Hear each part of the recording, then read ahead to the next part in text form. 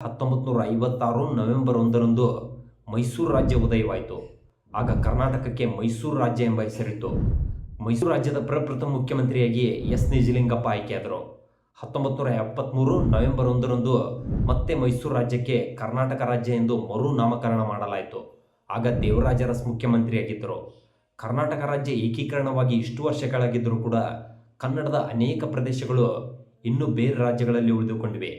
ಕೇರಳದಲ್ಲಿ ಕಾಸರಗೋಡು, ಜತ್ತ ಮಹಾರಾಷ್ಟ್ರದಲ್ಲಿ, ಮಡಕ್ಷಿರ ಆಂಧ್ರದಲ್ಲಿ, ತಮಿಳುನಾಡಿನಲ್ಲಿ ತಾಳವಾಡಿ. ಗಡಿ ಸಮಸ್ಯೆಗಳು ಇನ್ನೂ ಜೀವಂತವಾಗಿವೆ. ಗಂಡು ಮೆಟ್ಟಿದ ನಾಡು, ಗಂಡುಗಲಿಗಳ ಬೇಡಿ ಎಂದ ಹೆಸರಾದ ಬೆಳಗಾಂ ತನಗೆ ಬೇಕೆಂದು ಮಹಾರಾಷ್ಟ್ರ ಕರ್ನಾಟಕದೊಂದಿಗೆ ಯಾವಾಗಲೂ ಘರ್ಷಣೆಗೆ ಇಳಿಯುತ್ತದೆ. ಈ ವಿಷಯಕ್ಕೆ ಸಂಬಂಧಪಟ್ಟಂತೆ ಮಹಾಜನ್ ಆಯೋಗವು ಅಂತಿಮ ವರದಿಯನ್ನು ನೀಡಿದ್ರೂ ಕೂಡ ಮಹಾರಾಷ್ಟ್ರ ಮಾತ್ರ ತನ್ನ ಹಳೆಯ ಚಾಳಿಯನ್ನು ಬಿಟ್ಟಿಲ್ಲ. ಇಷ್ಟೆಲ್ಲ ಸಮಸ್ಯೆಗಳ ಮಧ್ಯೆನೂ ಕೂಡ ಕರ್ನಾಟಕ ಸಾಕಷ್ಟು ಸಾಧನೆಯನ್ನು ಮಾಡಿದೆ. ಕರ್ನಾಟಕದ ಸಾಧನೆ ಸಾಗರದಾಚೆ ಹೋಗಿದೆ. ಇವತ್ತು ಬೆಂಗಳೂರು ಜಗತ್ತಿನ ಮಾಹಿತಿ ತಂತ್ರಜ್ಞಾನದ ರಾಜಧಾನಿಯಾಗಿ ಬೆಳೆಯುತ್ತಿದೆ. ಕನ್ನಡಕ್ಕೆ 8 ಜ್ಞಾನಪೀಠ ಪ್ರಶಸ್ತಿಗಳು ಸಿಕ್ಕಿವೆ.